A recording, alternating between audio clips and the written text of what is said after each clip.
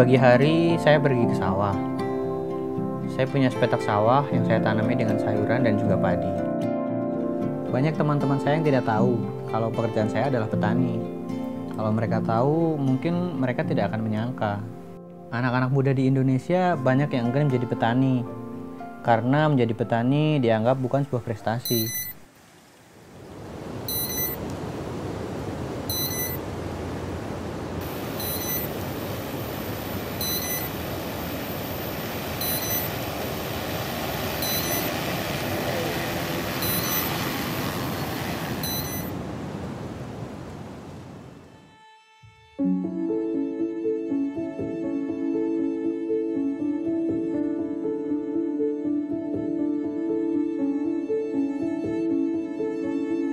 Jadi ada semacam early warning atau peringatan dini. Jadi contohnya dalam sensor yang kita tanam gitu ya.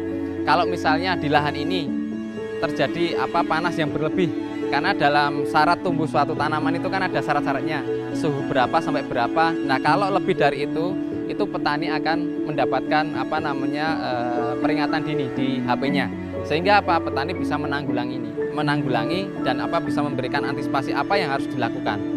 Kemudian misalnya terjadi hujan yang sangat lebat yang di atas rata-rata, itu petani akan bisa mendapatkan informasi apa yang harus dilakukan. Misalnya saluran irigasinya dibuka sehingga air tidak menggenang di lahan. Itu salah satu manfaat dari Internet of Things di pertanian. Ya, selama ini kita membangun suatu ekosistem gitu ya. Jadi kayak seperti ini gitu ya, integrated farming gitu ya. Jadi nanti panennya setelah itu dijual kemana gitu ya. Kemudian petani kalau butuh pupuk dan sebagainya gitu ya, itu kita menggandeng perbankan. Jadi kita tutup dulu dari perbankan yang akan membeli dulu. Itu salah satu contoh konkret dari kerjasamanya.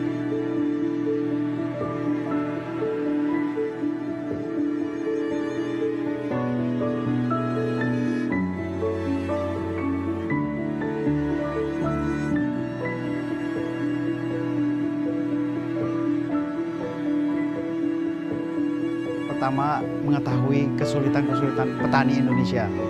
Kenapa itu kesulitannya? Satu, lahannya semakin kecil. Dua, petaninya semakin tua. Tiga, subsidinya nggak tepat. Ya, banyak hal-hal yang membuat kenapa petani kita nggak sejahtera.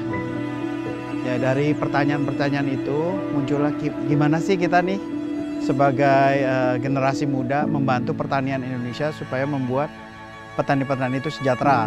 Nah, setelah kita evaluasi, nggak mungkin kita akan membuat satu teknologi doang untuk membantu petani. Itu not make sense, nggak bakal bisa jalan.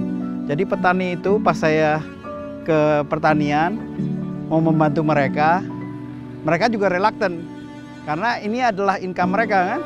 Kalau mereka nggak bisa berhasil, mereka nggak bisa makan nih. Jadi kita harus memikirkan solusi end to end. Dari awal dia tanam sampai dia berhasil menjual dan dipakai. Nah, solusi itu bisa terjadi hanya dengan teknologi, bantuan teknologi. Nah, teknologi apa yang bisa dipakai untuk membantu petani dari hulu sampai hilir? Ya, nah itu kita start mengembangkan yang namanya Smart Farming 4.0. Smart Farming 4.0 itu bukan hanya IoT, tapi juga ada drone, ada IoT, ada Big Data, dan Artificial Intelligence. Jadi petani itu menurut saya pekerjaan yang ibaratnya ya mulia gitu, karena dia menyediakan makanan, menyediakan pangan dan untuk orang-orang gitu. Jadi kalau tidak ada petani, profesi petani itu di dunia ini mau makan apa gitu kan. Jadi menurut saya petani itu bukan pekerjaan yang remeh. Ada banyak faktor yang tidak bisa dikendalikan yang mempengaruhi pekerjaan seorang petani. Tetapi itu dulu